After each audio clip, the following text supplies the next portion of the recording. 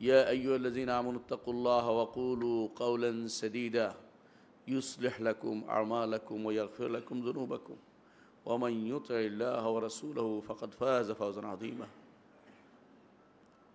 أما بعد فإن أصدق الحديث كتاب الله وخير الهدي هدي محمد صلى الله عليه وسلم وشر الأمور محدثاتها وكل محدثة بدعة وكل بدعة ضلالة وكل ضلالة في النار أيها الناس اتقوا الله واعلموا أن الله عز وجل فرض عليكم أن تتقوه والرسول صلى الله عليه وسلم كان يأمر أصحابه أن يتحلوا بالتقوى والتقوى وصية للأولين والآخرين فمن اتقى الله عز وجل يدخل جنته قال الله عز وجل تلك الجنة التي نورث من عبادنا من كان تقيا ومن يتق الله يجعل له مخرجا ويرزقه من حيث لا يحتسب সম্মানিত মুসলিয়ান কিরাম, আমি আমার নিজেকে আপনাদেরকে সবাইকে আল্লাহ তাকওয়া অবলম্বন করার অনুরোধ জানাচ্ছি। যেই তাকওয়া অবলম্বন করলে আমাদের জীবন সার্থক হবে, দুনিয়ার জীবন আর আখিরাতের জীবনে জান্নাত পেয়ে ধন্য হতে পারব। যতক্ষণ পর্যন্ত কোনো ব্যক্তি তাকওয়ার অধিকারী না হবে ততক্ষণ পর্যন্ত জান্নাত যেতে পারবে না। তাকওয়া বিরোধী প্রত্যেকটি জিনিসকে আপনাকে রেখে যেতে হবে।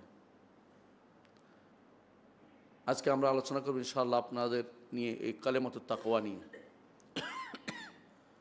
কালিমাতুত তাকওয়া, কোরআনে কারীমে আল্লাহ তাআলা কালিমাতুত তাকওয়া বলেছেন কালিমাতু লা ইলাহা ইল্লাল্লাহকে। কোরআনে কারীমে আল্লাহ তাআলা আরও নাম দিয়েছেন উরওয়াতুল উসকা, এমন রশ্মি যে রশ্মি কখনো ছিঁড়ে না। কোরআনে কারীমে আল্লাহ তাআলা কালিমাতুল্লাহ বলেছেন, এটাকে আবার আল্লাহর কালিমা। এই কালিমার মর্যাদা এত বেশি যে কামাতিস সামাওয়াত ওয়াল আরদ আলাইহা, এর উপর আসমান এবং জমিন এর উপরে টিকে আছে। এই কালেমা নিয়েই আল্লাহ তাআলা, কালেমার জন্য আল্লাহ তাআলা আমাদেরকে সৃষ্টি করেছেন। ওমা খালাকতুল জিন্না ওয়াল ইনসা ইল্লা লিয়াবুদুন। এই কালেমা বাস্তবায়নের জন্য সমস্ত নবী রাসূলকে পাঠিয়েছেন। কোরআনে কারীমে আল্লাহ তাআলা এটা বলেছেন, যখনই কোনো নবী বা রাসূল পাঠিয়েছি তখনই তাদেরকে ওহী দিয়েছি, আন আনজিরু আন্নাহু লা ইলাহা ইল্লা আনা ফা'বুদুন, আমি ব্যতীত আর কোনো সত্য ইলাহ নেই, সুতরাং আমারই ইবাদত করো। এই কালেমার জন্য আল্লাহ তাআলা সমস্ত কিতাবকে নাজিল করেছেন। সকল কিতাবের মধ্যে এই কালেমা থাকবেই। যেই কিতাবে এই কালেমা নাই সেটা আল্লাহর কিতাব নয়, সেটা আল্লাহর কিতাব নয়। কালিমাতু লা ইলাহা ইল্লাল্লাহর উপরেই জান্নাত এবং জাহান্নাম নির্ভর করবে। কালিমাতু লা ইলাহা ইল্লাল্লাহর উপরেই ঈমানদার এবং কাফের ভাগ হয়ে যাবে। কালিমাতু লা ইলাহা ইল্লাল্লাহর কারণেই জাহান্নাম যারা থাকবে, ঈমানদারদের মধ্যে যারা জাহান্নামে যাবে তারা বেরিয়ে আসবে। কালিমাতু লা ইলাহা ইল্লাল্লাহর এত মর্যাদা যে মুসা আলাইহিস সালাতু ওয়াস সালামকে আল্লাহ তাআলা বলেছিলেন যে দুনিয়ার সব কিছু দিয়ে এক পাল্লায় রাখা হয় আর কালিমাতু লা ইলাহা ইল্লাল্লাহ অন্য পাল্লায় রাখা হয়, সেটা ভারী হয়ে যাবে। কালিমাতু লা ইলাহা ইল্লাল্লাহর সাথে কোনো কিছু ভারী হতে পারে না। এই জন্য হাশরের মাঠে এক ব্যক্তিকে আনা হবে যার 999টা তার সিজিল গুনার বালাম বের করা হবে। তাকে বলা হবে, এর বিপরীতে তোমার কি আর কোনো কিছু আছে? সে বলছে কিছু নাই। আল্লাহ তাআলা বললেন যে বালা, অবশ্যই আছে। ইন্নাকাল ইয়াওমা লান তুযলাম, তোমার উপর আজকে কোনো জুলুম করা হবে না। তারপর তার জন্য একটি বেতাকা আনা হবে, এটা কার্ড আনা হবে, তাতে লেখা আছে লা ইলাহা ইল্লাল্লাহ। সেটা দেয়া হবে এক পাল্লাতে, আর সমস্ত গুনাহগুলি আরেক পাল্লায় দেওয়া হবে। লা ইলাহা ইল্লাল্লাহ ভারী হয়ে যাবে। কিন্তু লা ইলাহা ইল্লাল্লাহ ভারী হওয়ার জন্য কিছু জিনিস তো আপনাকে জানতে হবে। সবাই তো লা ইলাহা ইল্লাল্লাহ বলে, সব লা ইলাহা ইল্লাল্লাহ কি কাজে লাগে? এদেশের মানুষ লা ইলাহা ইল্লাল্লাহ জিকির করে, জিকির করতে করতে কেউ বা আকাশে উঠে যায়, কেউ ছাদে উঠে যায়, কেউ গাছে উঠে যায়, কেউ হুজুর উপর দিয়ে লাফ দেয়, কেউ লাফাইতে থাকে। লা ইলাহা ইল্লাল্লাহর জন্য লাফ দিতে হবে এমন কথা তো কোথাও আসে নাই। সাহাবায়ে কেরাম কোনোদিন কি লা ইলাহা ইল্লাল্লাহ পেয়ে লাফাইছে?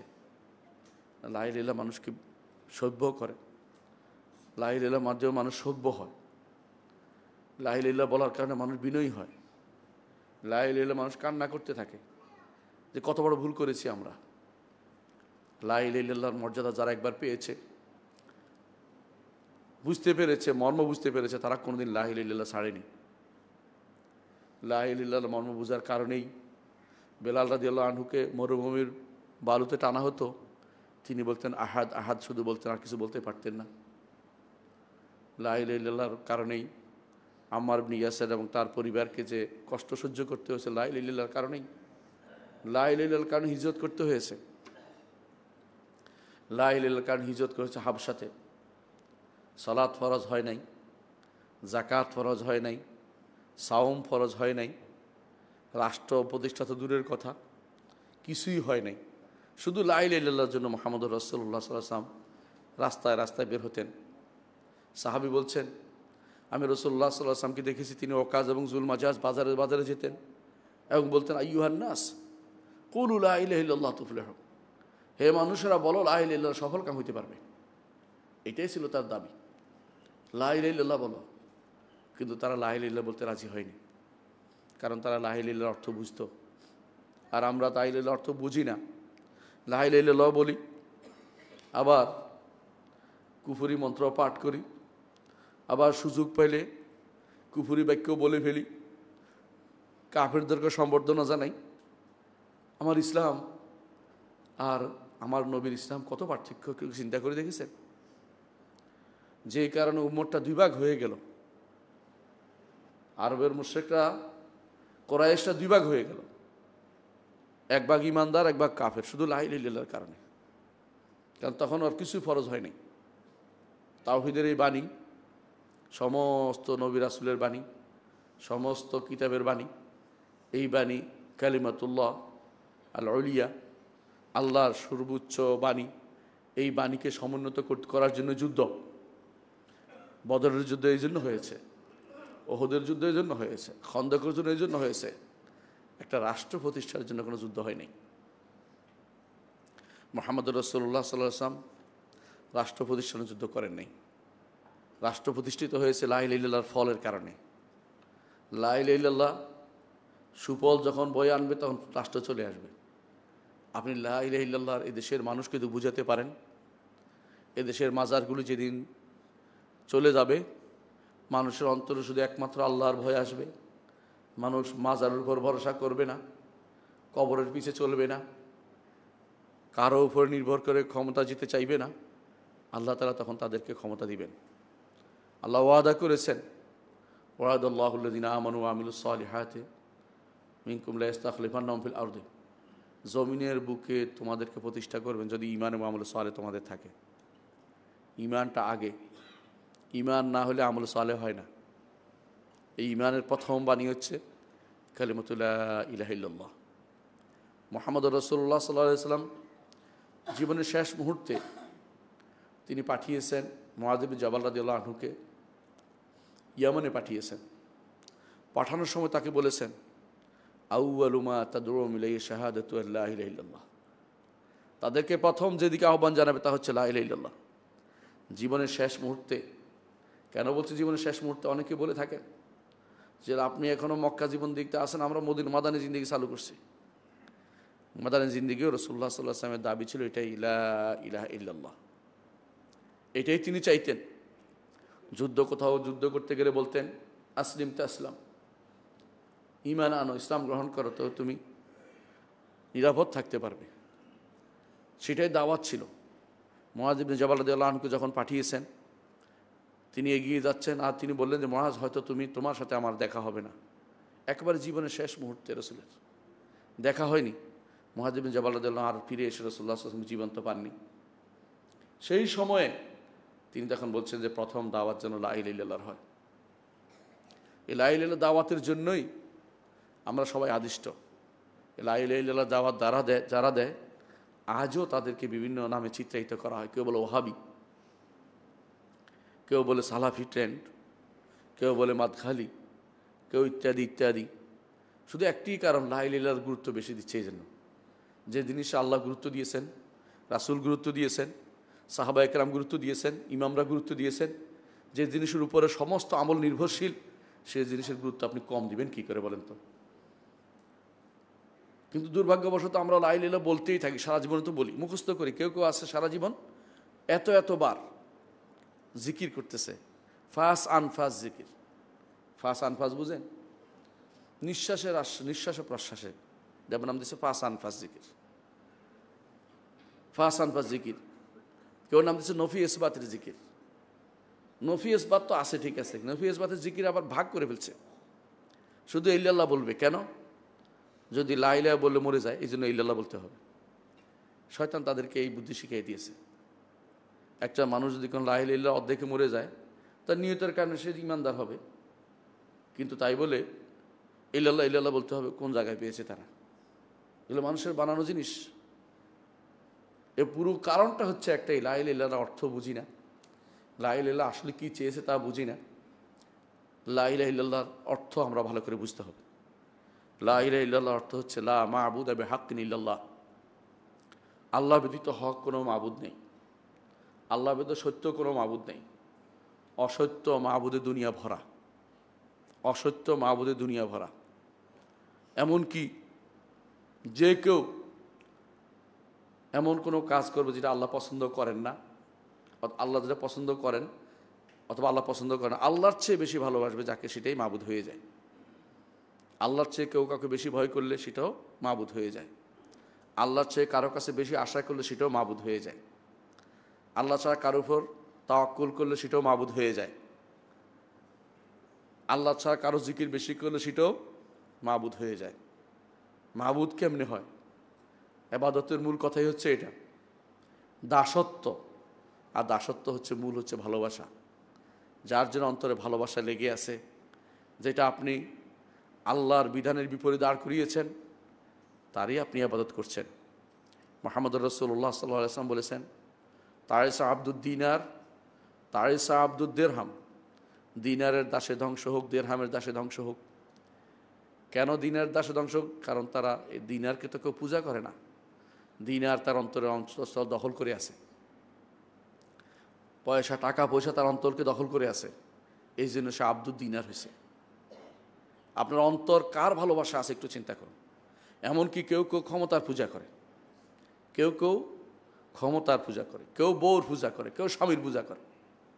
কারণ যে কেউ আল্লাহর বিধানের উপর অন্য বিধানকে প্রাধান্য দিবে, আল্লাহ তাআলার নির্দেশের উপর অন্য নির্দেশকে প্রাধান্য দিবে, এবং জেনে বুঝে তার মধ্যে কোনো ভাবান্তর নেই, গুনার কোনো লক্ষণ নেই, সেই ব্যক্তি সেটার পূজা করেছে, কোনো সন্দেহ নেই। পরিপূর্ণ ভালোবাসা এবং বিনয় শুধুমাত্র আল্লাহর জন্য হতে পারে। যে কেউ পরিপূর্ণ ভালোবাসা বিনয়ের কোনো অংশ আল্লাহ ছাড়া কারোর জন্য দিয়েছে, সেই ব্যক্তি সেটার পূজা করে নিয়েছে। সেই জন্য কালিমাতুল লা ইলাহা ইল্লাল্লাহ বুঝতে হবে। প্রথমে আমাকে হক মাবুদ, আল্লাহ তাআলা যে হক মাবুদ, এই বিষয়টি আমাদেরকে স্বীকৃতি। আল্লাহ একমাত্র হক মাবুদ। কেউ যদি বলে আল্লাহ হক মাবুদ, তা যথেষ্ট নয়। একমাত্র হক মাবুদ হচ্ছে আল্লাহ তাআলা। কারণ লা ইলাহা ইল্লাল্লাহ, ইলাহ শব্দের অর্থ হচ্ছে, ইলাহ অর্থ মা'লুহ, মা'লুহ অর্থ মাবুদ, অর্থাৎ লা মা'বুদা বিহাক্কিন ইল্লাল্লাহ। দুর্ভাগ্যবশত অনেক তাফসিরের মধ্যে এই অনুবাদটা ভুল আছে। যে তাফসিরের মধ্যে লেখা আছে লা ইলাহা ইল্লাল্লাহ অর্থাৎ আল্লাহ ব্যতীত কোনো স্রষ্টা নেই, কোনো মাবুদ নেই, কোনো ক্ষমতার অধিকারী নেই। যারা ক্ষমতা দিয়ে শুধুমাত্র এটা ব্যাখ্যা করেছে, ক্ষমতা ছাড়া তাদের আর কোনো, সব কিছুকে ক্ষমতা দিয়ে ব্যাখ্যা করেছে, ক্ষমতা যাওয়ার সোপান হিসেবে ব্যবহার করে থাকে, অপব্যাখ্যা করে কোরআন এবং হাদিসকে নিজেদের স্বার্থে। কোরআন এবং হাদিসের যে তাফসির আছে সেটা না নিয়ে নিজেদের যে কথা নিজেদের মনে আছে সেটা দিয়ে অপব্যাখ্যা করছে অনেকেই। আবার আরেক গোষ্ঠী গেছে, আরেক গোষ্ঠী বলতেছে লা মাওজুদ, লা ইলাহা ইল্লাল্লাহ অর্থ লা মওজুদা ইল্লাল্লাহ, আল্লাহ ব্যতীত আর কোনো ইলাহ উপস্থিত দুনিয়াতে নাই।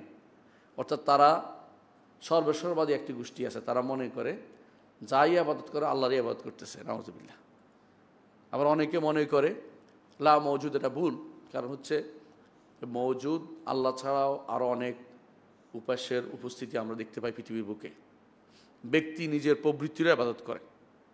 কোরআনে কারীম আল্লাহ তাআলা জন্য বলেছেন, আফারাআইতা মান ইত্তাখাযা ইলাহু হাওয়াহু, আপনি কি তাকে দেখেছেন যে ব্যক্তি তার প্রবৃত্তিকে আল্লাহ বানিয়ে ফেলেছে? তার প্রবৃত্তিও আল্লাহ হয়। লূত আলাইহিস সালাতু ওয়াস সালামের কওম যেটা করত, তারা যে সমকামিতে লিপ্ত ছিল, সেটা ছিল এক ধরনের ইবাদত। এই জন্য আল্লাহ তাআলা তাদেরকে ধ্বংস করে দিয়েছেন, কারণ তারা এর বিপরীতে চিন্তা করার সুযোগ তাদের নেই। আল্লাহ তাআলা এই জন্য কোরআনে কারীম বলেছেন, লা আমরুকা ইন্নাহুম লাফি সাকরাতিহিম ইয়ারমাহুন, লা আমরুকা ইন্নাহুম লাফি সাকরাতিহিম ইয়ারমাহুন। তারা তাদের মাতলামিতে যেন এমন বেশি মাতাল হয়ে গেছে, আর কোনো চিন্তা করার সুযোগ নেই। তাদেরকে লূত আলাইহিস সালাতু ওয়াস সালাম বলেছিলেন, হাউলাই বানাতি ইন কুনতুম ফাইলিন, কিছু করলে মেয়েরা আছে, মেয়েদেরকে বিয়ে করো। তারা বলেছিল, লাকাদ আলিমতা মা লানা ফি বানাতিকা মিন হক, মেয়েদের ব্যাপারে আমাদের কোনো আগ্রহ নাই, নাউযুবিল্লাহ। এরকম অবস্থা আজ তৈরি হয়ে যাচ্ছে সব জায়গাতেই। আল্লাহর বিধানের বিপরীতে যে বিধানকে আপনি বেশি ভালোবাসবেন, আল্লাহর কথার বিপরীতে অন্য কাউকে প্রাধান্য বেশি দিবেন, ইসলামের নাম দিয়েও যদি করেন, সেটা হবে কুফরি, সেটা হবে শিরক, লা ইলাহা ইল্লাল্লাহর বিপরীত কাজ। সুতরাং লা ইলাহা ইল্লাল্লাহ, আল্লাহ ব্যতীত সত্য কোনো মাবুদ নেই, এটা হচ্ছে এর অনুবাদ। মনে রাখবেন, ইলাহ এবং রব এবং খালেক এগুলি অনেক কিছু পরিভাষা, এগুলির মধ্যে মানুষ অনেকে বুঝে না বলেই জগতের মধ্যে যত সমস্যা তৈরি হয়েছে। আমাদের শেখ আব্দুল্লাহ গুনাইমান হাফিজাহুল্লাহ বলতেন, দুটি কারণ, যদি দুটি জিনিসকে যদি বিশুদ্ধ করতে পারেন, মানুষের আকীদা বিশুদ্ধ হয়ে যাবে। একটা হচ্ছে নবী রাসূলগণকে কী জন্য পাঠানো হয়েছে, কোন তাওহীদের জন্য, কোন অংশের জন্য, তাওহীদের কোন অংশ প্রতিষ্ঠা করার জন্য পাঠানো হয়েছে, এটা যদি তাদের অন্তরে ঢেলে দিতে পারেন, তাহলে তারা বিশুদ্ধ হয়ে যাবে। সেটা কি? লা ইলাহা ইল্লাল্লাহ, উলুহিয়াতকে প্রতিষ্ঠা করার জন্য। রুবুবিয়াত সবাই মানত, উলুহিয়াত তারা মানত না, উলুহিয়াত তারা মানত না। এই জন্য নবী রাসূলদেরকে এই জন্য পাঠানো হয়েছে। এটা একটা প্রথম কারণ। দ্বিতীয় কারণ হচ্ছে মানুষের মধ্যে রব এবং ইলার পার্থক্য বুঝে না। যিনি রব তিনি ইলাহ, এতে কোনো সন্দেহ নেই, কিন্তু যেভাবে তিনি রব হচ্ছেন সেভাবে তিনি ইলাহ নন। রব কী জন্য? কিন্তু দেন, তিনি দান করেন, তিনি ক্ষমতা দেন, তিনি জীবন দেন, তিনি মৃত্যু দেন, তিনি রিজিক দেন, তিনি পরিচালনা করেন, তার কাজ, এটা রব। আর ইলাহ হচ্ছে আমি তার জন্য ইবাদত করি, আমি তার জন্য মানত করি, আমি তার জন্য জবে করি, আমি তার জন্য সিজদা করি, আমি তার জন্য ভালোবাসি, তাকে ভালোবাসি। আপনার পক্ষ থেকে যেটা উপরের দিকে যাবে সেটা হচ্ছে রব, ইলাহ, সেটা হচ্ছে ইলাহ। রব ও ইলার মধ্যে পার্থক্য না করার কারণে তারা আল্লাহকে রব মানলে যথেষ্ট মনে করছে। অনেকে এর উপরে বইও লিখে ফেলতেছে বিশাল বিশাল। তারা মনে করছে আল্লাহকে রব মানলে জান্নাতে যাওয়ার সুযোগ আছে। না, রব এবং ইলার পার্থক্য বুঝে অবশ্যই আপনাকে আল্লাহ তাআলাকে ইলাহ মানতে হবে, রবও মানতে হবে, ইলাহ মানতে হবে। অর্থাৎ আল্লাহকে রব হিসাবে স্বীকৃতি দিতে হবে, আপনার যত কর্মকাণ্ড আল্লাহমুখী হতে হবে, এটা অবশ্যই আমাদেরকে বুঝতে হবে। লা ইলাহা ইল্লাল্লাহর দুটি রোকন আছে, রোকন বুঝেন, দুটি অংশ, একটা হচ্ছে লা ইলাহা, একটা হচ্ছে ইল্লাল্লাহ। এটাকে বলে নফি এবং ইসবাত। নফি বুঝেননি? নফি অর্থ হলো না করা, ইসবাত অর্থ হলো হ্যাঁ করা। এক অংশ সাব্যস্ত করবেন, এক অংশ নফি করবেন, নো করবেন। একটা অংশ আপনি সাব্যস্ত করবেন, একটা অংশকে নো করবেন। কোরআনে কারীমে আল্লাহ তাআলা এটা বারবার বলেছেন, লা ইলাহা ইল্লাল্লাহ বারবার বলেছেন, আবার ভিন্ন শব্দও বলেছেন। আমি কিছু ভিন্ন শব্দ উল্লেখ করছি, তো বুঝতে পারবেন যে এটা কত গুরুত্ব। আল্লাহ তাআলা বলেছেন, ফামান ইয়াকফুর বিত-তাগুত ওয়া ইউমিন বিল্লাহ ফাকাদ ইসতামসাকা বিল উরওয়াতিল উসকা, যে কেউ তাগুতের সাথে কুফরি করবে এবং আল্লাহর উপর ঈমান আনবে, সেই তো শক্ত রশ্মিকে ধারণ করতে পেরেছে। তাগুতের সাথে কুফরি করার অর্থ হচ্ছে লা ইলাহা, ইউমিন বিল্লাহ এটা হচ্ছে ইল্লাল্লাহ, এটা হচ্ছে ইল্লাল্লাহ। সালাফরা এইভাবে ব্যাখ্যা করেছেন, প্রত্যেকটি তাফসীরে ব্যাখ্যা পাবেন আপনি, ইবনে কাসির দেখতে পারেন। কোরআন কারীমে আল্লাহ তাআলা আরও বলেছেন, ওয়াকাদ বাআসনা ফি কুল্লি উম্মাতির রাসূলান, প্রতি উম্মতে আমি রাসূল প্রেরণ করেছি, জাতিতে রাসূল প্রেরণ করেছি। কি নিয়ে? আনিবুদুল্লাহ, একমাত্র আল্লাহর ইবাদত করা, এটা হচ্ছে ইল্লাল্লাহ। ওয়াজতানিবুত তাগুত, লা ইলাহা, তাগুতকে বর্জন করা, এটা হচ্ছে লা ইলাহা। অর্থাৎ তাগুতকে ইবাদত করা যাবে না, তাগুতের কথা শোনা যাবে না। তাগুতকে তাগুত বোঝার জন্য লম্বা কিছু যাওয়া দরকার নেই। আল্লাহ তাআলার খাসাইসুল রুবুবিয়া, রুবুবিয়তের যে বৈশিষ্ট্য, আল্লাহর রুবুবিয়তের যে বৈশিষ্ট্য, অর্থাৎ আল্লাহর জাত এবং আফআল, আল্লাহর সত্তা এবং কর্মর বৈশিষ্ট্য কেউ যদি দাবি করে, কেউ দাবি করলো অথবা কারোর জন্য দাবি করা হলো, অনুরূপে আল্লাহর নাম ও গুণ কেউ দাবি করলো নিজের জন্য অথবা অন্য কারোর জন্য দাবি করলো, অথবা আল্লাহ উলুহিয়ত, আল্লাহর ইবাদতের কোনো অংশ কেউ নিজের জন্য দাবি করলো বা অন্য জন্য দাবি করলো, সে ব্যক্তি তাগুত। সহজে বুঝে নেবেন, আল্লাহ তাআলার রুবুবিয়তের বৈশিষ্ট্য অথবা আসমা সিফাতের বৈশিষ্ট্য অথবা উলুহিয়তের বৈশিষ্ট্য কেউ দাবি করলে সে ব্যক্তি তাগুত। সে নিজের জন্য হোক বা অন্যের জন্য হোক, অন্যকে সে তাগুত বানিয়েছে। সুতরাং লা ইলাহা ইল্লাল্লাহর অর্থই হচ্ছে একমাত্র আল্লাহর ইবাদত করতে হবে, একমাত্র আল্লাহর নাম ও গুণের স্বীকৃতি দিতে হবে, একমাত্র আল্লাহ তাআলার তাকে রব মানতে হবে। এর বিপরীত যেটা আছে সেটা লা ইলাহা ইল্লাল্লাহর বিপরীত, সেটা আমাদেরকে অবশ্যই জানতে হবে। কোরআনে কারীম আল্লাহ তাআলা আমাদেরকে জানিয়েছেন, প্রত্যেক নবী এসে বলতেন ইয়া কওমি ইবুদুল্লাহ, ইয়া কওমি ইবুদুল্লাহ মা লাকুম মিন ইলাহিন গায়রু, ইয়া কওমি ইবুদুল্লাহ, এটা হচ্ছে ইল্লাল্লাহ, মা লাকুম মিন ইলাহিন গায়রু, তোমাদের আর কোনো ইলাহ নেই, এটা হচ্ছে লা ইলাহা। কোরআনে কারীমে আল্লাহ তাআলা আরও বলেছেন যালিকা বিআন্নাল্লাহু আল হক ওয়া আন্না মা ইয়াদউনা মিন দুনিহিল বাতিল ওয়া আন্নাল্লাহুল আলিয়্যুল কাবীর।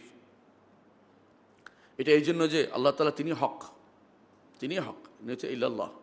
ওয়া আন্না মা ইয়াদউনা মিন দুনিহিল বাতিল, সেটা হচ্ছে লা ইলাহা।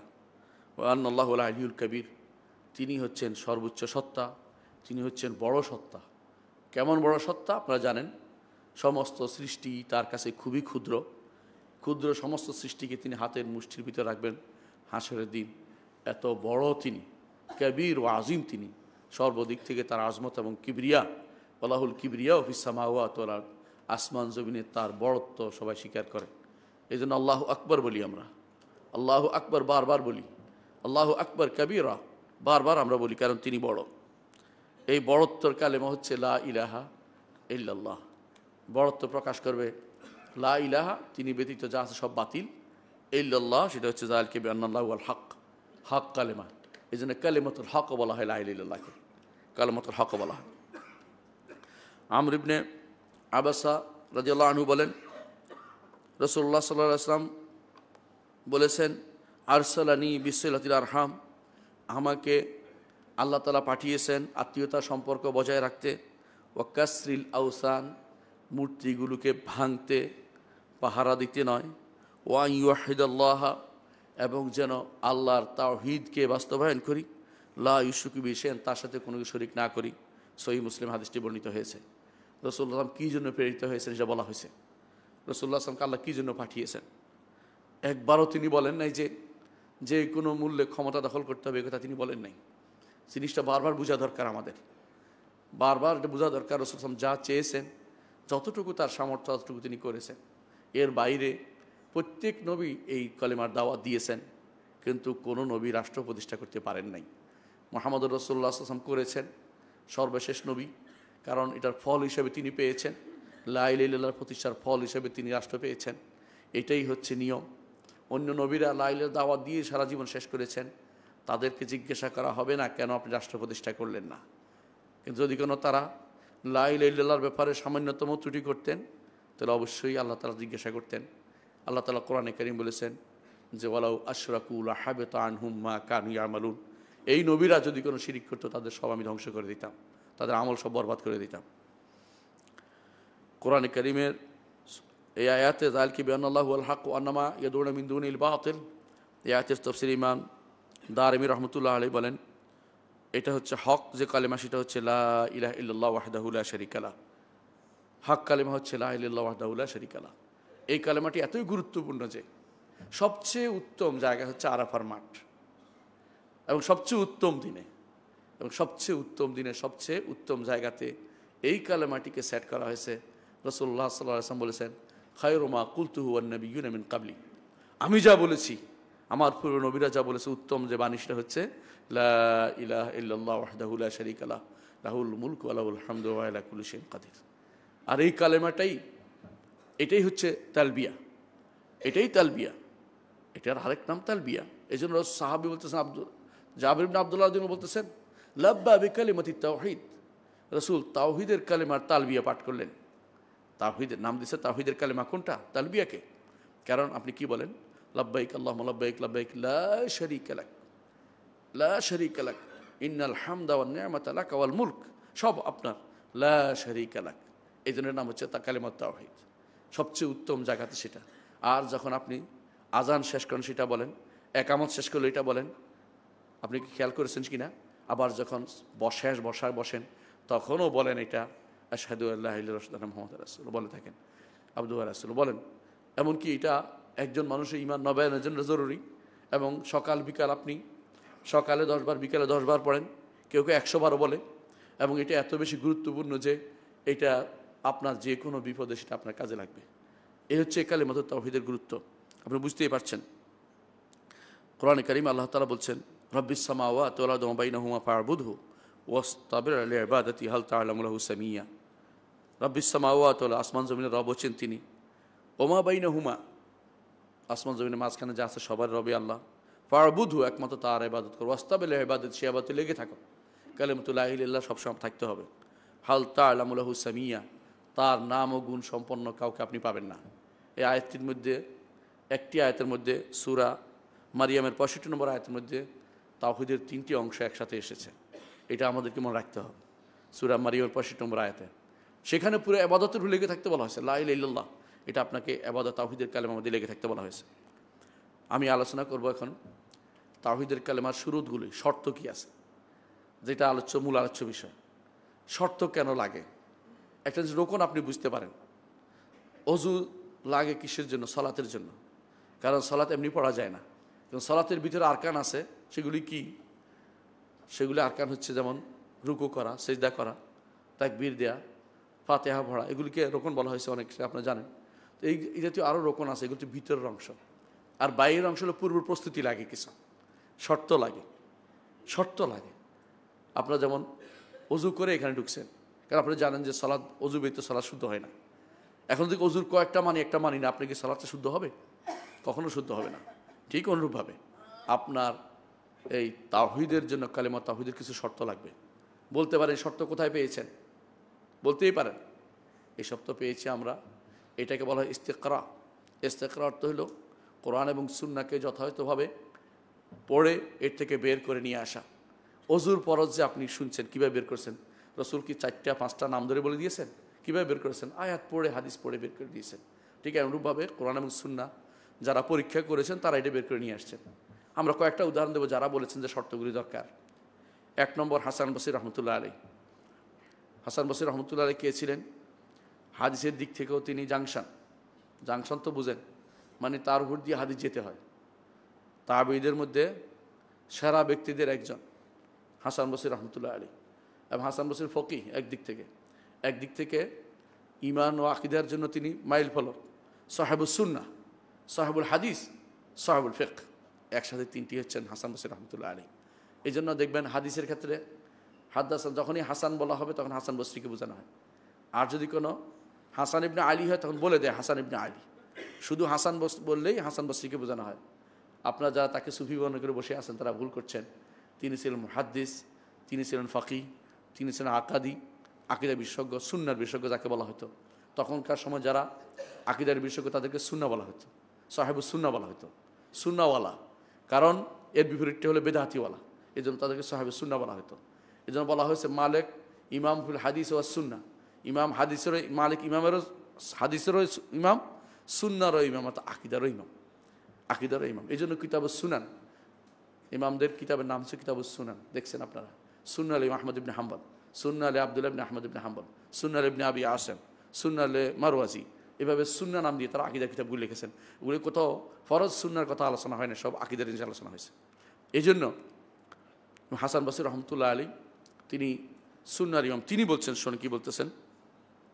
তাকে বলা হলো, কিছু মানুষ বলে থাকে লা ইলাহা ইল্লাল্লাহ বললেই জান্নাতে যাবে। এরা কারা? এরা মুরজিয়া, আশারি মাতুরিদি এবং মুরজিয়া। এই গোষ্ঠী মনে করে লা ইলাহা ইল্লাল্লাহ বললেই জান্নাতে যাবে, আর কিছু দরকার নেই।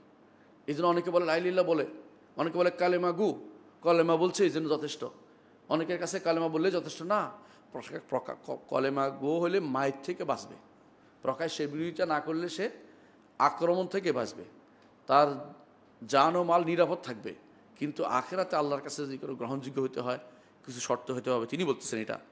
ফকালা হাসান বসরি রহমতুল্লাহ বললেন, মান কালা লা ইলাহা ইল্লাল্লাহ, যে ব্যক্তি লা ইলাহা ইল্লাল্লাহ বলবে, ফাআদ্দা হক্কাহা, এর হক আদায় করবে, এর হক আদায় করবে, ওয়া ফরদাহা, এবং ফরজ আদায় করবে, দাখালাল জান্নাত, তখন সে জান্নাতে প্রবেশ করবে। অর্থাৎ শুধু লা ইলাহা ইল্লাল্লাহ বলাই যথেষ্ট না, এটা হক আছে, ফরজ আছে। হাসান বসরি রহমতুল্লাহ একবার ফেরাজদক কবিকে দেখলেন। ফেরাজদক কবি আপনি বিখ্যাত জানেন, আরবি কবি। 3-4 স্ত্রীকে দাফন করতে এসেছেন। তখন হাসান বসরি রহমতুল্লাহ আলাইহি ফেরাজদককে বললেন, তুমি এই দিনের জন্য, এরকম মৃত্যুর দিনের জন্য কি সঞ্চয় করেছ? তো বলতেছে, কালিমাতুল লা ইলাহা ইল্লাল্লাহ, 70 বছর ধরে আমি এটা ঠিক রেখেছি, 70 বছর ধরে। তখন হাসান বসরি রহমতুল্লাহ আলাইহি বললেন, শাহাদাতুল লা ইলাহা ইল্লাল্লাহ এটা ভালো, নিঃসন্দেহে উত্তম, এটাই হচ্ছে উত্তম একটা তোমার জন্য পাথেয়, কোনো সন্দেহ নেই। কিন্তু লা ইলাহা ইল্লাল্লাহর কিছু শর্ত আছে, তিনি সর্বপ্রথম বলে দিচ্ছেন শর্ত হিসাবে। সুতরাং শর্ত পূরণ করেছি কিনা দেখো, আর সাবধান তুমি নারীদের পিছনে লেগো না। অর্থাৎ কারণ কবিরা নারীদের নিয়ে বদনামি গায়, তুমি মহসানাত কোনো নারীদের পিছনে বদনাম কবিতা আবৃত্তি করবে না। শর্ত বলার পরে তাকে কিছু সাবধান করেছেন অপকর্ম যেন না করে, কিন্তু শর্ত তিনি বলে দিয়েছেন। আরেকটি বর্ণনা আসছে, ওয়াহাব ইবনে মুনাব্বাহ তিনি বলছেন, যাকে বলা হলো, একজন বলছিলেন, আলাইসা শাহাদাতুল লা ইলাহা ইল্লাল্লাহ মিফতাহুল জান্নাহ, লা ইলাহা ইল্লাল্লাহ করে কি জান্নাতে যাওয়ার চাবিকাঠি নয়? তখন তিনি বলেছেন, না, অবশ্যই। ওয়ালাকিন লিকুল্লি মিফতাহিন আসনান, প্রতিটি চাবির দাঁত থাকে, প্রতিটি চাবির দাঁত থাকে। ফাইন আতাইতা বিমিফতাহিন লাহু আসনান, যদি তুমি এমন চাবি নিয়ে আসো যে চাবির দাঁত আছে, ফতিহা লাক, তাহলে তোমার জন্য খোলা হবে, ওয়া ইল্লা লাম ইফতাহ লাক, তাহলে তোমার জন্য সেটা খোলা হবে না। সেই দাঁতগুলি কি? সেই দাঁতগুলি হচ্ছে শুরুত। যেমন আপনি নামাজ পড়লে হবে না, অজুটা আপনার করতেই হবে। নামাজ পড়লে হবে না, কাপড়টা আপনার পরিচ্ছন্ন হতেই হবে। নামাজ পড়লে হবে না, আপনাকে নামাজের নিয়ম কানুন জানতেই হবে। কিছু জিনিস আপনাকে জানতেই হবে। আপনি নামাজ পড়লে সেজদা কোথায় করছেন জানতে হবে। আপনি মনে করে বসে থাকেন যে সেজদা দিচ্ছেন আল্লাহ তাআলার কুদরতি বা পায়ে, তাহলে আপনি কাফের হয়ে রয়েছেন, আপনি ঈমানদার নন। আপনার কিছু শর্ত আপনাকে জানতে হবে। ঈমান না থাকে নামাজ পড়ে লাভ নাই, ঈমানটাকেও পরিশুদ্ধ করতে হবে। তো শর্ত আপনার থাকতে হবে। এই জন্য মুসলিম হওয়া একটা শর্ত, সালাত শুদ্ধ হওয়ার জন্য মুসলিম হওয়া একটা শর্ত, আকেল হওয়া একটা শর্ত, জ্ঞান থাকা শর্ত। পাগলের সালাতের জন্য হয় না, জ্ঞান থাকা একটা শর্ত। ঠিক লা ইলাহা ইল্লাল্লাহর কিছু শর্ত আছে, সেগুলি আমরা আলোচনা করব ইনশাআল্লাহ। প্রথম শর্ত হচ্ছে লা ইলাহা ইল্লাল্লাহ অর্থ জানতে হবে। অর্থ জানতে হবে। অর্থ না জেনে, অন্তরের মধ্যে অর্থ ধারণ না করে আপনি লা ইলাহা ইল্লাল্লাহ সারাদিন বললেও কাজ হবে না।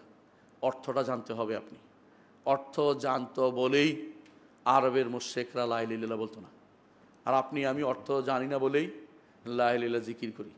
কেউ কেউ জিকির করতে করতে, কেউ কেউ হাজার হাজার জিকির করতে সারাদিন জিকিরের মধ্যে পড়ে আছে, দরবারে পড়ে আছে, দরবার গরম করে ফেলছে জিকির দিয়ে, চিৎকেছে, গলা ফাটাই ফেলছে, কেউ বেহোশ হয়ে যাচ্ছে, কিন্তু আসলে লা ইলাহা অর্থ জানে না। এই জন্য তারা বুঝে না যে দরবারে যাওয়াটাও লা ইলাহা ইল্লাল্লাহর বিরোধী। আমার তো দরকার হচ্ছে আল্লাহমুখী হওয়া, দরবারমুখী হওয়া তো লা ইলাহা ইল্লাল্লাহর পক্ষপাতী না। আপনাকে হয় আলেমের কাছে যেতে হবে, মতো আলেম হবেন, না তো মতো আলেম হবেন। তো দুনিয়া মালউন, দুনিয়া অভিশপ্ত। হয় আলেম না মতো আলেম, দুইটা একটা হতে হবে। আপনাকে হয় আলেম হবেন না ছাত্র হবেন। এর বাইরে কোথাও যেতে আল্লাহ এবং রাসূল আমাদেরকে নির্দেশ দেন নাই। তো আপনি কেন ওই দরবারে যাচ্ছেন? আপনার মনের ভিতরে কেন হুজুরকে আটকাই দিচ্ছেন? কেন আপনার পীর সাহেব আপনার মনের ভিতরে ঢুকে বসে আছে? আপনি তো আল্লাহর জায়গাতে অন্য কাউকে স্থান করে দিচ্ছেন। কীভাবে করতে পারেন সেটা? আপনি লা ইলাহা অর্থ বুঝেননি। লা ইলাহা অর্থ বুঝতে হবে। দলিল আল্লাহ তাআলা বলছেন, ফা'লাম আন্নাহু লা ইলাহা ইল্লাল্লাহ, জেনে নাও আল্লাহ ব্যতীত সত্য কোনো ইলাহ নেই। সূরা মুহাম্মদের 19 নম্বর আয়াতে আল্লাহ এটা বলছেন। সূরা যুখরুফের 86 নম্বর আয়াতে আল্লাহ তাআলা বলছেন, ওয়ালা ইয়ামলিকু আল্লাযীনা ইয়াদউনা মিন দুনিল্লাহি শাফাআতা ইল্লা মান শাহিদা বিল হাক্কি ওয়া হুম ইয়ালামুন। যারা আল্লাহ ব্যতীত অন্য কাউকে ডাকে কি জন্য? সুপারিশ করবে। সুপারিশ করার জন্যই তো হুজুরের দরবারে যায়, যে হুজুর সুপারিশ করে দিবে। কোথায়? কবরে। কেউ তো মনে করে কবরে হুজুরে হাজির হয়ে যাইব, হুজুরে হাজির হইয়া উত্তর দিয়ে দিব, এই আশায় বসে আছে, নাউজুবিল্লাহ। কেউ মনে করে শিখিয়ে দেয়, তাকে বুদ্ধি শিখিয়ে দেয়। কি বুদ্ধি শিখিয়ে দেয়? আল্লাহ আল্লাহ বলতে থাকবি, জিকির করতে থাকবি, যেন প্রশ্ন উত্তর দিতে না হয়। এই জাতীয় দুর্ভাগ্য এদের। এরা আবার ওয়াজ করে জায়গায় জায়গায়, এদের ওয়াজ নাকি মানুষ বেহোশ হয়ে যায়, এদের ওয়াজ বেহোশ হয়ে যায়। এই জাতীয় ওয়াজও আপনি পাবেন। কিন্তু তারা অর্থটা বুঝে নাই।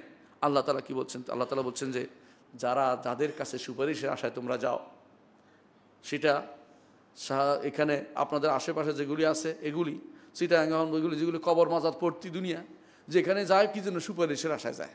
আল্লাহ বলছে ওয়ালা ইয়ামলিকুল্লাযিনা তাদউনা মিন দুনিল্লাহ মিন দুনি শাফা, যারা আল্লাহ ব্যতীত অন্য কাউকে ডাকে তারা কোনো শাফাআতের মালিক নয়। শাফাআতের মালিককে আল্লাহ তাআলা। আল্লাহ বলছেন কুল্লিল্লাহি শাফাআতু জামিআ, লামটাকে বলে লামে তামলিক। আল্লাহ তাআলা সমস্ত শাফাআতের মালিক। তিনি যার অন্তরে সেদিন অন্তরের মধ্যে ইলহাম করবেন তোমার ভাইয়ের জন্য সুপারিশ করে, সেই শুধু সুপারিশ করতে পারবে।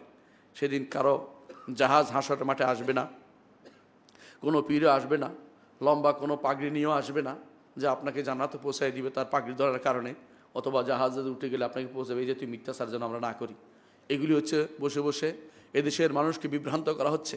এই দেশের মানুষকে বিভ্রান্ত করা হয় কেন? একটাই কারণ, তারা লা ইলাহা ইল্লাল্লাহর অর্থ বুঝে না। যদি বুঝতো তো এদের এই ভণ্ডামি তারা ধরে ফেলতে পারতো। এরা ভণ্ডামি করে, এরা সব ভণ্ড। লা ইলাহার অর্থ সম্পর্কে তারা সঠিক তথ্য মানুষকে দেয় না। ইলাহ শব্দের অর্থ তাদের মানুষকে বুঝায় না। এই জন্য আল্লাহ তাআলা বলছেন এদের কোনো মালিক হবে না, তবে মান শাহিদা বিল হক, লা ইলাহা ইল্লাল্লাহর সাক্ষ্য অর্থ বুঝে যে ব্যক্তি দিবে, অর্থটা বুঝে দিবে, সে ব্যক্তি অবশ্যই সুপারিশ পাবে। কার সুপারিশ পাবে? সে ব্যক্তি মুহাম্মদুর রাসূলুল্লাহ সাল্লাল্লাহু আলাইহি ওয়াসাল্লাম সুপারিশ পাবে, ঈমানদারদের সুপারিশ পাবে।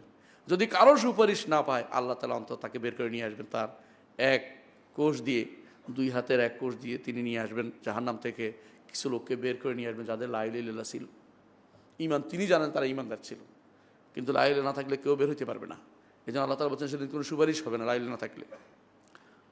তৃতীয় আরেকটি দলিল দিচ্ছি যে ইলম লাগবে। ওসমান ইবনে আফফান রাদিয়াল্লাহু আনহু বলেছেন, সহিহ মুসলিম হাদিসটি এসেছে, মান মাতা হুয়া ইয়ালামু আন্নাহু লা ইলাহা ইল্লাল্লাহ দাখালাল জান্নাহ, যে কেউ মারা যাবে এ অবস্থা সে জানে, কি জানে? লা ইলাহা ইল্লাল্লাহ, আল্লাহ ব্যতীত সত্য করে। এই জানা অর্থ কি? অন্তরে ধারণ করেছে। ইলম, কলব, নফস, অন্তরের ভিতরে ধারণ করে মারা যাচ্ছে যে আল্লাহ ব্যতীত কেউ উদ্ধারকারী নেই, আল্লাহ ব্যতীত কেউ আমাকে বাঁচাতে পারবে না, আল্লাহ ব্যতীত কারো আমি ইবাদত করব না, তিনি আমার ইবাদত পাবেন। এই কথা যে ব্যক্তি অন্তরে নিয়ে মারা গেছে সে ব্যক্তি জান্নাতে প্রবেশ করবে। এটা হচ্ছে এক নম্বর শর্ত, সেটা হচ্ছে ইলম। অবশ্যই জানতে হবে। অজ্ঞতার মধ্যে সারাদিন লা ইলাহা ইল্লাল্লাহ হবে না। এই জন্য লা ইলাহা যারা পড়ে তাদেরকে একটু শিখিয়ে দেবেন, ভাই লা ইলাহা তো আপনি সারাদিন করতেছেন, লা ইলাহা অর্থটা বুঝে নেন, অর্থটা বুঝে নেন। লা ইলাহা অর্থটা মানুষকে বুঝাতে হবে। দ্বিতীয় যে শর্ত তা হচ্ছে ইয়াকিন আল মুনাফি লিশ-শাক, এমন দৃঢ় বিশ্বাস থাকতে হবে যে সন্দেহ বিরোধী, সন্দেহ থাকতে পারবে না। এখানে দৃঢ় বিশ্বাস থাকতে হবে। সন্দেহ কি? আল্লাহ ব্যতীত কোনো মাবুদ নাই, মনের ভিতরে আপনার আছে, সবই বুঝলাম, হক কোনো মাবুদ নাই বুঝে গেলেন, কিন্তু আপনার মনে মনে আছে যে অলি আল্লাহদেরও তো কিছু না কিছু হাত আছে, অলি আল্লাহ তো একেবারেই তো ফেলনা নয়, এদেশে ইসলাম নিয়ে আসছে অলি আল্লাহরা, তাদের দেখে আমাদের বাপদাদা ইসলাম গ্রহণ করছে, এই জাতীয় কথা বলে তাদের প্রতি একটু খেয়াল রাখার চিন্তা ভাবনা করছেন যে তাদেরও কিছু কিছু একটু আছে, তাদের জন্য আমরা কিছু কিছু তাদের উপরে একটু ভরসা করে দেই, হ্যাঁ, তাদেরকে একটু ভয় করি, তাদের কাছে একটু আশা করি, হ্যাঁ, তাদেরকে একটু ভালোবাসি, কার থেকে যে আল্লাহর জন্য যে ভালোবাসা এটা অংশ তাদেরকেও দিয়ে দেই। এই তো অবস্থা, এটা নাম হচ্ছে শিরক। এইটা যদি থাকে তাহলে আপনি ইমানদার হতে পারেন নাই। দৃঢ় চিত্ত থাকতে হবে লা ইলাহা ইল্লাল্লাহর উপরে, যেভাবে পূর্বতন ইমানদাররা ছিলেন, যেভাবে রাসূলুল্লাহ সাল্লাল্লাহু আলাইহি ওয়াসাল্লামের যুগে সাহাবায়ে কেরাম ছিলেন, সেই পর্বত সময় ইমানদার, পর্বত সময় সুদৃঢ় লা ইলাহা ইল্লাল্লাহর অধিকারী হতে হবে। দলিল আল্লাহ তাআলা কোরআনে কারীম বলছেন সূরা বাকারার 4 নম্বর আয়াতে, কোরআনে কারীম আল্লাহ তাআলা বলছেন ওয়াবিল আখিরাতি হুম ইউকিনুন ওয়াল্লাযীনা ইউমিনুনা বিমা উনজিলা ইলাইকা ওয়া উনজিলা মিন ক্বাবলিক ওয়াল্লাযীনা ইউমিনুনা বিমা উনজিলা ইলাইকা ওয়া উনজিলা মিন ক্বাবলিক। তারপর শেষে বলছেন ওয়াবিল আখিরাতি হুম ইউকিনুন, এবং যারা আখিরাতে উপরে দৃঢ় বিশ্বাসী। ইয়াকিনটা থাকতে হবে আপনাকে, ইয়াকিন না থাকলে আপনার ইমানদার, আপনি ইমানদার বিবেচিত হবেন না। সুদৃঢ়ভাবে একমাত্র আল্লাহই আমার মাবুদ, এখানে কোনো সন্দেহ করার কোনো কিছু নেই, একমাত্র তারই আমি ইবাদত করবো, এটা সন্দেহ করার কিছু নেই। সূরা হুজুরাতের 15 নম্বর আয়াতে আল্লাহ তাআলা বলছেন ইন্নামাল মুমিনুনা আল্লাযীনা আমানু বিল্লাহি ওয়া রাসূলি, ইমানদার তারাই যারা আল্লাহ এবং তার রাসূলের ঈমান আনে, সুম্মা লাম ইয়ারতাবু, তাহলে সেখানে সন্দেহ করে নাই। আল্লাহ তো সূরা হুজুরাতের 15 নম্বর আয়াতে বলেছেন, অর্থাৎ সন্দেহ থাকলে ইমানদার হবে না। সহিহ মুসলিম আরেকটি হাদিস আমি বলবো যেখানে স্পষ্ট আপনি বুঝতে পারবেন যে কেন আপনাকে সন্দেহমুক্ত ঈমান, সুদৃঢ় ঈমান রাখতে হবে। আবু হুরায়রা রাদিয়াল্লাহু আনহু বলেন রাসূলুল্লাহ সাল্লাল্লাহু আলাইহি ওয়াসাল্লাম বলেছেন আশহাদু আল্লা ইলাহা ইল্লাল্লাহ, রাসূল নিজে বলছেন আশহাদু আল্লা ইলাহা ইল্লাল্লাহ, আমি সাক্ষ্য দিচ্ছি আল্লাহ ব্যতীত আর কোনো সত্য ইলাহ নেই, ওয়া আন্নী রাসূলুল্লাহ, আমি আল্লাহর রাসূল, আল্লাহর রাসূল। লা ইয়ালকাল্লাহু বিহিমা আবদুন, কোনো বান্দা যদি এই দুইটা নিয়ে আল্লাহর সাথে সাক্ষাৎ করে, গায়রা শাকিন বিহিমা, এর মধ্যে কোনো সন্দেহ থাকতে পারবে না। এই অবস্থায় যদি সাক্ষাৎ করে ইল্লা দাখালা জান্নাতে প্রবেশ করবে। তো জান্নাতে প্রবেশের জন্য সন্দেহমুক্ত এবং সুদৃঢ় লা ইলাহা ইল্লাল্লাহ আপনার থাকতে হবে। অনুরূপ আরেকটি হাদিস আছে, রাসূলুল্লাহ সাল্লাল্লাহু আলাইহি ওয়াসাল্লাম, সেই হাদিসটা আপনারা জানেন, সহিহ মুসলিমে আসছে। একদিন রাসূলুল্লাহ সাল্লাল্লাহু আলাইহি ওয়াসাল্লাম খুঁজে পাচ্ছেন আবু হুরায়রা রাদিয়াল্লাহু আনহু, খুঁজতে খুঁজতে যায় দেখে তিনি একটা বাগানের ভিতরে, তিনি সেখানে ঢুকলেন বললেন যে ইয়া রাসূলুল্লাহ, আপনাকে খুঁজছি অমুক জায়গায়। রাসূলুল্লাহ সাল্লাল্লাহু আলাইহি ওয়াসাল্লাম তখন বললেন যে তুমি যাও, জুতা নিয়ে যাও, বলে দাও মানুষদেরকে যে ব্যক্তি এই দেয়াল তাকে বলো, যে ব্যক্তি সাক্ষ্য দিবে লা ইলাহা ইল্লাল্লাহ, সাক্ষ্য দিয়ে মুস্তাইকিনাম বিহা কালবু, ইয়াকিনের সাথে, সুদৃঢ়তার সাথে, শব্দ এটাই এখানে হাদিসে এসেছে। ফাবাশশিরু বিল জান্নাতি, জান্নাতের সুসংবাদ দাও। এত ইয়াকিন লাগবেই, সুদৃঢ়তা লাগবেই। আবু হুরায়রা রাদিয়াল্লাহু আনহু সেটা নিয়ে যখন আসছেন, তখন সামনে পেলেন ওমর রাদিয়াল্লাহু আনহু, তাকে ধাক্কা দিয়ে ফেলে এটা বলতে যাইও না, মানুষ তো এটার উপর নির্ভর করে থাকবে, এটার উপর নির্ভর করে থাকবে। কিন্তু এইটাই তো বিশাল ব্যাপার, এতটুকুই তো মানুষের মধ্যে আজ নাই। ইয়াকিন তাদের চলে যায় কখন? কোনো লোভ পাইলে, দুনিয়ার লোভ, ক্ষমতার লোভ, ইয়াকিন তখন উবে চলে যায়।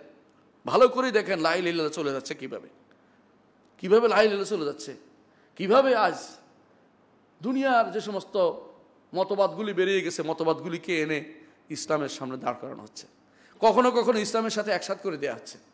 মতবাদগুলি সবই তো ইসলাম বিরোধী। ইসলাম বিরোধী না হলে তো মতবাদ হইতো না। আর মতবাদ বুঝছেন, মতবাদ কোনোদিন ইসলাম বিরোধী, ইসলামের পক্ষে হইতে পারে না। মতবাদ তৈরি করা মানেই হচ্ছে আপনি একটা ইসলাম বিরোধী কাজ করেছেন, কিন্তু ইসলামে থাকতে পারে না।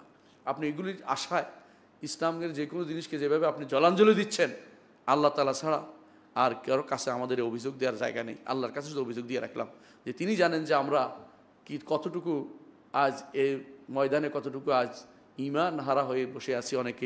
অনেকেই শুধু লা ইলাহা ইল্লাল্লাহ, শুধুও ঈমান নাই তাদের মধ্যে ইয়াকিন নাই, এটা আপনি দেখতে পাচ্ছেন। তৃতীয় যে শর্ত তা হচ্ছে গ্রহণ করে নিতে হবে। লা ইলাহা ইল্লাল্লাহকে আপনার অন্তর দিয়ে গ্রহণ করে নিতে হবে, অন্তরে এবং মুখে বলতে হবে। দুইটা জিনিস লাগবে। লা ইলাহা অন্তরে ধারণ করছেন, মুখে বলতে হবে, দুটো একসাথে লাগবে। একটা হলে আরেকটা হলে হবে না। অর্থাৎ মুখে বলছেন, অন্তরে নাই, তাহলে মুনাফিক। অন্তরে আছে, মুখের নাই, ইমানদার হইতে পারেন নাই। অন্তরে থাকলেও হবে না, দুটো একসাথে লাগবে। লা ইলাহা ইল্লাল্লাহ আপনার লাগবেই। কোরআনে কারীম আল্লাহ তাআলা এর সম্পর্কে আমাদেরকে জানিয়েছেন যে আল্লাযিনা আতাইনাহুমুল কিতাবা ইয়ারিফুনাহু কামা ইয়ারিফুনা আবনাআহুম ওয়া ইন্না ফারিকাম মিনহুম লা ইয়াকতুমুল হাক্কা ওয়া হুম ইয়ালামুন। সূরা বাকারা 146 নম্বর আয়াতে আল্লাহ তাআলা বলছেন, নিশ্চয় আমরা যাদেরকে কিতাব দিয়েছি তারা মুহাম্মদুর রাসূলুল্লাহ সাল্লাল্লাহু আলাইহি ওয়াসাল্লামকে চিনে, যেমনিভাবে তাদের সন্তানদেরকে চিনে। তাদের অনেকেই হককে গোপন করে জেনে বুঝে, এরা ঈমানদার হয়নি। জানতো মুহাম্মদুর রাসূলুল্লাহ সাল্লাল্লাহু আলাইহি ওয়াসাল্লাম হক, কিন্তু গ্রহণ করে নেয়নি, মুখেও বলেনি, অন্তরও স্থাপন করে নেয়নি, অন্তরেরটা মুখে প্রকাশ করেনি। আল্লাহ তাআলা তাদেরকে ঈমানদার বলেনি। সুতরাং অন্তরে থাকলে ঈমানদার হয় না। এই জন্য দেখেন, অন্তরে ছিল কিন্তু ফেরাউনের গোষ্ঠীর, কিন্তু ঈমানদার হইতে পারে নাই। ফেরাউন গোষ্ঠী আল্লাহ কোরআনে বলেছেন ওয়া জাহাদু বিআওয়াস্তায়কানাতহুম আনফুসুহুম, তাদের অস্বীকার করেছে, কিন্তু তাদের অন্তরের মধ্যে ইয়াকিন আছে যে মূসা যা নিয়ে এসেছে সত্য, কিন্তু মুখে বলেনি, ঈমানদার হইতে পারে নাই। ঈমানদার হইতে হলে দুইটাই লাগবে, অন্তরে ও মুখে আপনার স্বীকৃতি দিতে হবে লা ইলাহা ইল্লাল্লাহ। আপনারা ভালো করে জানেন, মুসলিম হওয়ার জন্য কিন্তু এই সত্যটা আছে। মুসলিম কাকে বলে? আল ইসতিসলাম লিল্লাহি বিত্তাওহীদ, তাওহীদ নিয়ে আল্লাহর কাছে আত্মসমর্পণ যে করবে সে মুসলিম। এটাই যথেষ্ট না। ওয়াল ইনকিয়াদ লাহু বিত্তাআ, আনুগত্যের ডানা মেলে দিতে হবে যে আমি আল্লাহর কাছে আল্লাহর আনুগত্য করবো, রাসূলের আনুগত্য করবো, আল্লাহর নির্দেশ মেনে চলবো। ওয়াল বারাআতু মিনাশ শিরকি ওয়া আহলিহি, শিরক এবং মুশরিকদের থেকে নিজেকে বিমুক্ত ঘোষণা করবো। শিরক এবং মুশরিকদের নিজে বিমুক্ত ঘোষণা করতে পারে আজ তো দেখি সবাই শিরক মুশরিক, তাদের যত মাখামাখি চলছে, যত বেশি মাখামাখি তত বেশি তারা মনে করে বড় কাজ করে ফেলছে। অথচ মুহাম্মদুর রাসূলুল্লাহ সাল্লাল্লাহু আলাইহি ওয়াসাল্লাম তিনি শিরক এবং মুশরিক থেকে নিজেকে বিমুক্ত ঘোষণা করেছেন। এমনকি ইব্রাহিম আলাইহিস সালাম প্রথম যার মিল্লাতে আমরা চলি, তিনি কি বলেছেন? ইন্নানি বারিউম মিম্মা তুশরিকুন, নিশ্চয়ই আমি তোমরা যে শিরক করো তা থেকে মুক্ত। এবং তিনি বলেছেন যে শিরক এবং মুশরিক থেকে, এই সমস্ত মূর্তি থেকেও মুক্ত, তোমাদের থেকেও মুক্ত, তিনি সেটা ঘোষণা করেছেন। এই জন্য শিরক এবং মুশরিক থেকে মুক্ত থাকা এটা মুসলিম হওয়ার জন্য শর্ত। আপনি বুঝতে পারছেন যে অবশ্যই আপনাকে মুখেও কবুল করে নিতে হবে, অন্তরের কবুলের সাথে সাথে, নইলে আপনি ঈমানদার হইতে পারবেন না। কোরআনে কারীম আল্লাহ তাআলা আরও বলেছেন ওয়াইযা কিলা লাহুম তাআলাউ ইলা মা আনজালাল্লাহু ইলা রাসূল রাআইতাল মুনাফিকিনা ইয়াসুদ্দুনা আনকা সুদুদা, যখন আপনি বলেন যে আল্লাহ রাসূলের দিকে আসো, মুনাফিকরা তখন এই পথ থেকে ভিন্ন পথ ধরে এই পথে তারা চলে না, আল্লাহ রাসূলের দিকে না এসে তারা নিজেদের মন মতো ব্যাখ্যা করে, মন মতো একটা কিছু দাঁড় করিয়ে দেয়। আল্লাহ তাআলা সেটা বলে সূরা নিসার 61 নম্বর আয়াতে সেটা উল্লেখ করেছেন। এরা হচ্ছে আল্লাহর বিধানকে তারা মানে না, আল্লাহর হুদুদকে তারা মানে, সীমারেখা মানে না, আল্লাহ তাআলার শরীয়তকে তারা মানে না, অনুসরণ ক্ষেত্রে তারা মানে না। এগুলি যে তারা মানছে না, এই দুইটা জিনিসেই কিন্তু, এই সবগুলি অন্তরে মানলেও মুখে মানে না, মুখে মানলেও অন্তরে মানে না, এই সবগুলি হচ্ছে তারা লা ইলাহা ইল্লাল্লাহর বিপরীত কাজ করেছে। এটা এই না মানার বিপরীতে দুটি জিনিস কাজ করে মানুষের ভিতরে, একটা হচ্ছে প্রবৃত্তির তাড়না, একটা হচ্ছে অহংকার। একটা হচ্ছে কি প্রবৃত্তি, একটা হচ্ছে কি অহংকার। দুই কারণে মানুষ গ্রহণ করতে পারে না। আবু জাহাল গ্রহণ করতে পারে নাই অহংকার করে, সে জানতো রাসূলুল্লাহ সাল্লাল্লাহু আলাইহি ওয়াসাল্লাম হক, কিন্তু গ্রহণ করতে পারে নাই। এই জানা তার যে যথেষ্ট হয় নাই, অবশ্যই তাকে গ্রহণ করে নিতে হবে, নইলে তা ইমানদার হতে পারবে না। আবার অনেকে আছে প্রবৃত্তির তাড়না নিতে পারে নাই, প্রবৃত্তির তাড়নায়, সেটা কি দুনিয়া পাওয়ার আশায়, দুনিয়া পাওয়ার আশায়। ইহুদিরা তারা জানতো, কিন্তু আবার সাথে প্রবৃত্তির তাড়নাও ছিল, নেতৃত্বের লোভ তাদেরকে ঈমান আনতে দেয় নাই। এটা আমরা জানি। হুয়াই ইবনে আখতাব সে ঈমান আনে নাই, তার মেয়ে বলেছে যে আমার বাবা ঈমান আনে নাই, তার কারণ তিনি বলেছেন যে তার সাথে আমার শত্রুতা, তার সাথে আমাদের শত্রুতা থাকবে, অর্থাৎ মুহাম্মদ রাসূলুল্লাহ সাল্লাল্লাহু আলাইহি ওয়াসাল্লামের সাথে শত্রুতার কারণ, প্রবৃত্তি তাড়নার কারণে ঈমান আনতে পারে নাই। সুতরাং যারা গ্রহণ করে না আজ, তারা বেশিরভাগই এই প্রবৃত্তি তাড়না নিয়োজিত রয়েছে। কোরআনে কারীম আল্লাহ তাআলা আরও বলেছেন, ওয়াহশুরুল লাযীনা যালামু আজওয়াজাহুম ওয়া কানু ইয়াবুদুনা মিন দুনিল্লাহ ফাহদুহুম ইলা সিরাতিল জাহিম। সূরা সাফফাতের 22 থেকে 36 নম্বর আয়াত, সূরা সাফফাতের 22 থেকে 36 নম্বর আয়াত। এই আয়াতগুলোতে আল্লাহ তাআলা উল্লেখ করছেন কেন গ্রহণ করে নেয় না। অধিকাংশ মানুষ লা ইলাহা ইল্লাল্লাহ বলে, আপনি আজ লা ইলাহার অর্থ ব্যাখ্যা করে কোনো যারা আজ পণ্ডিত হয়ে আছে, বিভিন্ন ইউনিভার্সিটির প্রফেসর আছে, বিভিন্ন বড় বড় অফিসার আছে, বড় বড় ক্ষমতাসীন লোকদের কাছে আছে, লা ইলাহা ইল্লাল্লাহর সঠিক ব্যাখ্যাটা আপনি তাদেরকে দেন, তারা গ্রহণ করবে না, গ্রহণ করবে না। কেন গ্রহণ করবে না? আল্লাহ তাআলা কোরআন কারীমে উল্লেখ করেছেন। হাসরের দিন তাদেরকে ওয়াহশুরুল লাযীনা যালামু আজওয়াজাহুম ওয়া মা কানু ইয়াবুদুনা মিন দুনিল্লাহি ফাহদুহুম ইলা সিরাতিল জাহিম। যারা জালেম এবং তাদের স্ত্রী, অর্থাৎ মুশরিক এবং তাদের স্ত্রীদেরকে, এবং যারা আল্লাহ ছাড়া অন্য কারো ইবাদত করে, তাদেরকে তোমরা জাহান্নামের পথ দেখিয়ে দাও। তারপর বলবেন ওয়াকিফুহুম ইন্নাহুম মাসউলুন, দাঁড়াও, দাঁড় করা, ওদেরকে প্রশ্ন করা হোক। মা লাকুম লা তানাসারুন, কি হলো তোমাদের, এখন একে অপরকে সাহায্য করো না কেন? তখন তো তোমার সাহায্যকারী বহুত ছিল, পাইক ফিয়াদা বাহিনী কম ছিল না, তোমার জন্য বিশাল বিশাল বাহিনী তৈরি করেছে তোমাকে রক্ষা করার জন্য, তোমার কুফরিতন্ত্র রক্ষার জন্য তোমার বাহিনীর অভাব ছিল না, পুরো বাহিনী তৈরি করেছে, এখন সাহায্য করো না কেন? বাল হুমুল মা লাকুম লা তানাসারুন বাল হুমুল ইয়াউমা মুস্তাসলিমুন। আজকে তো একেবারে সুবুত বালক হয়ে গেছে, একেবারে আমার আর কোনো কিছু নাই, সব কিছুই করতে পারতেছে না কেন? দুনিয়া তো খুবই আস্ফালন করেছিলে। আকবালা বা'দুহুম আলা বা'দিন ইয়াতাসাআলুন, একে অপরকে তখন জিজ্ঞাসা করতে আরম্ভ করবে। ক্বালু ইন্নাকুম কুনতুম তা'তুনানা আল ইয়ামিন, তোমরা তো বিল ইয়ামিন, তোমরা তো ইয়ামিন দিয়ে আসতে, কেউ বলতো শপথ নিয়ে আসতে, যে আমি যা বলছি হক, আমার কথা তোমার শোনো। আর কেউ কেউ বলতো তোমরা ইয়ামিন, হকের দিক থেকে আসতে, বলতো আমরা হক নিয়ে আসছি বলতে, অর্থাৎ বিপরীত, তারা বাতিল নিয়ে এসে হকের মোড়কে উপস্থিত করত। আজকে বাতিল নিয়ে হকের মোড়কে উপস্থিত করার অভাব নাই, পীর ফকিরের অভাব নাই, আলেমের অভাব নাই। আলেম নামে জালেমরা যা করছে, তারা বাতিলকে নিয়ে এসে হকের মোড়কে উপস্থিত করছে। কিয়ামতের দিন তারা সেখানে তাদেরকে সেখানে জিজ্ঞাসা করবে যে আপনারা তো হক নিয়ে আসতেন বলছিলেন, এখন তো হক দেখতে পাচ্ছি না, আমরা তো জাহান্নামের পথে চলে যাচ্ছি। এরপর কি বলবে তারা? ক্বালু বাল লাম তাকুনু মুমিনিন, ওরা বলবে না তোমরা ঈমানদার আনো নাই, এখন আমাদের উপর দোষ চাপাইও না, তোমরা ঈমান আনো নাই, লা ইলাহা ইল্লাল্লাহ বলো নাই। ওয়া মা কানা লানা আলাইকুম মিন সুলতান বাল কুনতুম কওমান তাগিন, আমরা তোমাদের উপর কিছু করি নাই, তোমরাই পথভ্রষ্ট ছিলে, তোমরা সীমা লঙ্ঘনকারী ছিলে, আমরা শুধু নেতৃত্ব দিয়েছি, আর কিছু করি নাই। ফাহাক্কা আলাইনা কাউল রাব্বিনা ইন্না লাদাইকুন, আমাদের রবের কথা সত্য হয়েছে, এখন আমরা হারাম ভোগ করতে হবে, অর্থাৎ শাস্তি ভোগ করতে, হারামের শাস্তি ভোগ করতে হবে, এখন জাহান্নামে যেতে হবে। আল্লাহ তাআলা বলছেন ফাআগওয়াইনাকুম ইন্না কুন্না গাওয়িন, আমরাও পথভ্রষ্ট ছিলাম, তোমাদের পথভ্রষ্ট করেছি। পথভ্রষ্টের পিছনে চললে তাই হবে, পথভ্রষ্টের পিছনে চললে তাই হবে। আল্লাহ তাআলা তারপর বলছেন ফাইন্নাহুম ইয়াওমাইযিন ফিল আযাবি মুশতারিকুন, সবাই তখন আযাবে শরীক হবে, অংশীদার হবে, আযাবের মধ্যে সবাই অংশীদার হবে। কেউ কারোর দোষ দিয়া পালাইতে পারবে না যে ওর কারণে তো আমার ক্ষতিগ্রস্ত হচ্ছে, এটা চলবে না। আপনাকে লা ইলাহা ইল্লাল্লাহ প্রতিষ্ঠা করতে হবে। অমুকের কারণে লা ইলাহা অর্থ বুঝি না, এটা চলবে না, অর্থ বুঝতে হবে এবং এটাকে আপনাকে ইয়াকিনের সাথে নিতে হবে, এটা গ্রহণ করতে হবে আপনাকে। আল্লাহ তাআলা এরপর বলছেন ইন্না কাযালিকা নাফআলু বিল মুজরিমিন, যারা মুজরিম অপরাধী গোষ্ঠীর সাথে আমি এই কাজটা, আল্লাহ তাআলা বলছেন আমরা এই কাজটি করি। ইন্নাহুম কানু ইযা কিলা লাহুম লা ইলাহা ইল্লাল্লাহ ইস্তাকবিরুন, তাদেরকে যখন বলা হতো লা ইলাহা ইল্লাল্লাহ তখন তারা অহংকারী হয়ে যেত, না এটা কেন বলবো না, অর্থাৎ তারা কেন বলতো না, কারণ গ্রহণ করে নিত না, তারা গ্রহণ করে নিত না। আমি কেন লম্বা আয়াতটা পড়লাম এই জন্য, তাদের অবস্থান বোঝার জন্য।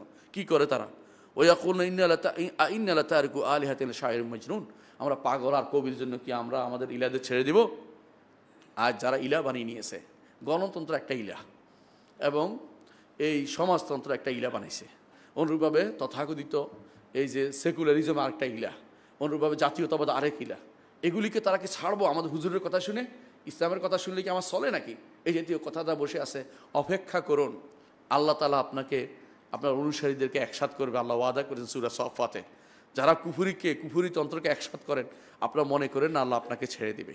আল্লাহ আপনাকে পাকড়াও করবে এবং আপনি এবং আপনার অনুসারীরা যে বলতে পারবেন আমরা তো বুঝতাম না, বলবে না, কারণ বোঝার জন্য তোমাদের এলিমেন্ট ছিল, লোক ছিল, জানানো হয়েছে, তখন বাঁচার কোনো পথ তোমরা খুঁজে পাবে না। আরেকটি আয়াত আমরা উল্লেখ করব, সূরা সাদের 5 এবং 7 নম্বরে আল্লাহ তাআলা বলছেন, যখন নবীরা বলতেন যে একমাত্র আল্লাহর ইবাদত করো, আল্লাহর কথা বলো, মুখে বলো লা ইলাহা ইল্লাল্লাহ, তখন তারা কি বলতো, আজআল আলিহাতা ইলাহান ওয়াহিদা ইন্না হাযা লা শাইউন উজাব, সমস্ত ইলাকে এক ইলাহ বানিয়ে দিল, এটা তো আশ্চর্যের কথা। ওয়ান্তালাকাল মালাউ মিনহুম, তাদের নেতারা তখন চলতে লাগলো, আনিমশু চলো তো, ওয়াসবিরু আলা আলিহাতিকুম, নিজেদের ইলাকে ধরে রাখো। এখন যত ইলাহ চলতেছে এগুলি ধরে রাখতে তারা বলে, এখনও বলে যে তোমাদের নীতির উপর প্রতিষ্ঠা, কোন নীতি? কুফুরি নীতির উপর প্রতিষ্ঠা থাকতেছে। আল্লাহ তাআলা বলছেন ইন্না হাযা লা শাইউন উরাদ, কাফেরা তখন যেভাবে বলে তখন সে বলতো কি, রসুলের যোগ্য সেটা বলতো, এটা তো বিশেষ উদ্দেশ্যমূলক কোনো কিছু করতেছে, উদ্দেশ্যমূলক তারা কিছু করতেছে, অর্থাৎ তাদেরকে ভিন্ন ভিন্ন নাম দিবে, কেউ ওহাবি বানাবে, কেউ ওইটা বানাবে, উদ্দেশ্যমূলক আমাদের আকীদা নষ্ট করে দিচ্ছে, ওদের আকীদা যেটা এটা সুন্নিয়ত নষ্ট করে দিচ্ছে। কেউ বলবে মা সামি'না বিল হাযা ফিল মিল্লাতিল আখিরা ইন হাযা ইল্লা ইখতিলাক, আমরা তো আগে শুনি নাই, আমরা তো এত বছর ধরে আমাদের মাজারগুলি প্রতিষ্ঠিত আছে, আমরা তো এই বিষয়টা শুনি নাই, ইন হাযা ইল্লা ইখতিলাক, এগুলো তো শুধুমাত্র এটা বানাই বলতেছে, এটা বলতেছেন সূরা সাদের 5 থেকে 7 নম্বর আয়াত। রাসূলুল্লাহ সাল্লাল্লাহু আলাইহি ওয়াসাল্লাম গ্রহণ করার বিষয়টি এত গুরুত্বপূর্ণ যে তিনি একটা উদাহরণ দিয়েছেন, উদাহরণটা আমি উল্লেখ করব, যে আপনি লা ইলাহা ইল্লাল্লাহকে গ্রহণ করে নিতে হবে। রাসূলুল্লাহ সাল্লাল্লাহু আলাইহি ওয়াসাল্লাম বলেছেন, আবু মুসা আশআরীর জন্য বর্ণিত হাদিস, তিনি বলেছেন আল্লাহ আমাকে যে হেদায়েত দিয়ে পাঠিয়েছেন, এই হেদায়েতে তিনি উদাহরণ দিচ্ছে, হেদায়েত এবং ইলম সেটা হচ্ছে আকাশ থেকে যখন পানি বর্ষিত হয়, আকাশ থেকে কেন বলছেন, কারণ হেদায়েত উপর থেকে আসে, এই জন্য আকাশ থেকে যে পানি আসে সেই পানি কিছু জমিনে পড়ে, যে জমিন পানি ধারণ করে আবার ফসলও হয়, যেমন কি দোআঁশ মাটিতে হয় এটা, আবার কিছু জমিনে পড়ে পানি ধারণ করে কিন্তু যথাযথ ফসল উৎপাদন করতে পারে না, কিছু জমি এরকম আছে। আর কিছু জমিন আছে পানিও ধারণ করে না, ফসলও হয় না, যেমন আপনারা জানেন কোনো জমিতে কিছুই হয় না। তো মানুষ, আল্লাহ সাল্লাল্লাহু আলাইহি ওয়াসাল্লাম উদাহরণ দিচ্ছেন যে যারা আল্লাহ তাআলা আমাকে যে হেদায়েত ইলম দিয়ে পাঠিয়েছেন, কিছু মানুষ আছে সেটাকে কি করতে পারে, আলহামদুলিল্লাহ গ্রহণ করে নিয়েছে, এরা মাথা তুলে তাকিয়েছে এবং ঈমান এনেছে, হেদায়েতের পথে মানুষকে আহ্বান করেছে, এটা হচ্ছে 1 নম্বর, এটা ভালো ঈমানদার মুত্তাকি ব্যক্তিরা। দ্বিতীয় গোষ্ঠী হচ্ছে হেদায়েতটা গ্রহণ করে নিয়েছে কিন্তু বুঝে নাই কি করছে, তারাও মুক্তি পাবে। 3 নম্বর, ভালো বুঝে নাই কিন্তু কোন চলতেছে, নিজে অন্তত হেদায়েত ধারণ করছে, দাওয়াত দেয় নাই, দাওয়াতের কাজ করে নাই। 3 নম্বর একটা গোষ্ঠী আছে যারা হেদায়েত দিকে মুখ চোখ তুলে তাকায় নাই। রাসূলুল্লাহ সাল্লাল্লাহু আলাইহি ওয়াসাল্লাম বললেন যে এরা লাম ইয়াকবাল হাদিয়াল্লাযী আরসালতু বিহি, আমাকে যে হাদি দিয়ে আদর্শ দিয়ে পাঠানো সেদিকে তারা গ্রহণ করে নাই।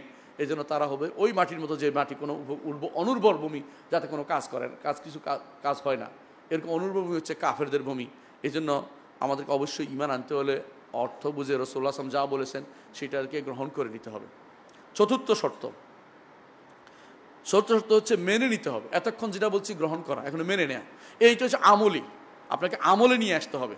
আপনি মুখে বললাম যে লা ইলাহা ইল্লাল্লাহ, অন্তরে লা ইলাহা ধারণ করলাম কিন্তু লা ইলাহার বিপরীত কাজ করে ফেললাম, তাহলে কি হবে? তাহলে ঈমানদার হতে পারেন নাই আপনি। এই জন্য আপনাকে এটাকে সম্পূর্ণরূপে মেনে নিতে হবে, নিজেকে আত্মসমর্পণ করে নিতে হবে, আর কোরআন এবং সুন্নাহর যে নির্দেশনাগুলি প্রতিপালন করতে হবে, এটাই প্রমাণ, এর বিরুদ্ধে চলতে পারবেন না। কোরআনে কারীম আল্লাহ তাআলা বলছেন আনিবু ইলা রাব্বিকুম আসলিমু লাহু মিন ক্বাবলি আন ইয়াতিয়াকুম আযাবু সুম্মা লা তুনসারুন, সূরা জুমারের 54 নম্বর আয়াত। 54 নম্বরে আল্লাহ তাআলা বলছেন তোমরা তোমাদের রবের দিকে ফিরে আসো, ও আসলিমু লাহু, তার কাছে ইসলাম, তার কাছে আত্মসমর্পণ করো, আযাব আসার আগে যখন তোমাদেরকে তারপর তোমাদেরকে আর সাহায্য করা হবে না। এর অর্থ হলো আপনাকে আত্মসমর্পণ করতে হবে। আত্মসমর্পণ করার আরেকটা দলিল হচ্ছে আল্লাহ তাআলা সূরা নিসার 65 নম্বর আয়াতে বলেছেন, ফালা রাব্বিকা লা ইউমিনুনা হাত্তা ইউহাক্কিমুকা ফীমা শাজারা বাইনাহুম। আল্লাহ তাআলা বলছেন যে আপনার রবের শপথ করে তিনি নিজের শপথ নিজে করে বলছেন, এরা কোনো ইমানদার হইতে পারবে না যতক্ষণ পর্যন্ত আপনি তাদের কাছে যা নিয়ে এসেছেন তা নির্দ্বিধায় মেনে নেবে এবং কোনো রকমের সন্দেহ সেখানে কাজ করবে না। অর্থাৎ তারা মেনে নিয়ে সেটা আমলে নিবে, কার্যকর করবে, তারা শুধুমাত্র ইমানদার হবে, নইলে ইমানদার হইতে পারবে না। যারা আল্লাহ শরীয়তকে পরিবর্তন করে দেয়, আল্লাহ শরীয়তকে অন্য কিছু দিয়ে পরিবর্তন করে দেয় আমলে জিন্দিগিতে, তারা এর বিপরীত কাজ করে, সেটা আমাদেরকে অবশ্যই মানতে হবে। কোরআনে কারিমে আল্লাহ তাআলা অন্যত্র বলেছেন, ওমান ইউসলিম ওয়াজহাহু ইলাল্লাহ ওয়া মুহসিনুন, যে ব্যক্তি নিজের চেহারাকে আল্লাহর জন্য আত্মসমর্পণ করেছে, তারপর সে এহসানের সাথে কাজগুলি আদায় করেছে, আল্লাহ তাআলা তার জন্য বলছেন ফাকাদ ইসতামসাকা বিল উরওয়াতিল উসকা, সেই শক্ত রশি ধারণ করেছে। সূরা লোকমানের 22 নম্বর আয়াতে বলেছেন। আল্লাহ রাসূল সাল্লাল্লাহু আলাইহি ওয়াসাল্লাম বলেছেন যে সেই ব্যক্তি ইমানদার হইতে পারে ততক্ষণ পর্যন্ত আমি জানিয়ে তারা তার অনুসরণ পরিপূর্ণভাবে না করবে, ততক্ষণ প্রকৃতি ইমানদার হইতে পারবে না। এ সমস্ত দলিল আমাদেরকে এটা বলে যে অবশ্যই আমরা কালিমাতু লা ইলাহা ইল্লাল্লাহর অর্থ বুঝলাম যেমন, অন্তরে ধারণ করলাম যেমন, মুখে বললাম, সাথে সাথে কর্মকাণ্ড সেটা প্রতিপালন করতে হবে, এর বিপরীতটা করা যাবে না। পঞ্চম যে শর্ত তা হচ্ছে, আমি আর 2টি শর্ত বলবো। পঞ্চম শর্ত হচ্ছে যে সত্য হতে হবে, আপনার কথার মধ্যে আপনার সত্যবাদী হতে হবে। মিথ্যা কথা বললে আপনি কি ইমানদার হইতে পারবেন না। মিথ্যা কথা কারা বলতো? মুনাফিকরা বলতো। মুনাফিকরা এসে কি বলতো? ইযা জাআকাল মুনাফিকুনা ক্বালু নাশহাদু ইন্নাকা লারাসূলুল্লাহ, আমরা সাক্ষ্য দিচ্ছি যে আপনি আল্লাহর রাসূল। আল্লাহু ইয়াশহাদু ইন্নাল মুনাফিকিনা লাকাযিবুন, আল্লাহ বলছে এরা মিথ্যাবাদী, কারণ আসলে অন্তর থেকে সত্যতা সহকারে সাক্ষ্যটা দিচ্ছে না। এজন্য লা ইলাহা ইল্লাল্লাহ সত্যতা সহকারে বলতে হবে। আল্লাহ তাআলা কোরআনে কারীম বলেছেন, আহাসিবান নাসা ইউতরাকু আন ইয়াকুলু আমান্না ওয়া হুম লা ইফতারুন, তারা কি মনে করেছে যে তারা ঈমান আনছে বললেই তাদেরকে ছেড়ে দেওয়া হবে, তাদেরকে পরীক্ষা করা হবে না? আল্লাহ তাআলা বলছেন, ওয়ালাকাদ ফাতান্না আল্লাযীনা মিন ক্বাবলিহিম ফালা ইয়ালামুনা সাদাকু ওয়া লা ইয়ালামুল কাযিবিন, আগে যারা এসেছে তাদেরকে আমি পরীক্ষা করেছি, পরীক্ষা করে দেখেছি কারা সত্য কারা মিথ্যা, ঈমানের দাবিতে কারা সত্য। ঈমানের দাবিতে সত্য প্রমাণিত কিভাবে হবে? সুযোগ বুঝে রং পরিবর্তন করলে ঈমানের দাবিতে সত্যবাদী হবে না। ঈমানের দাবিতে সত্যবাদী হবে কোথাও কোনোদিন লা ইলাহা ইল্লাল্লাহর বিপরীত কাজ করব না, এটা প্রমাণিত হতে হবে আপনাকে।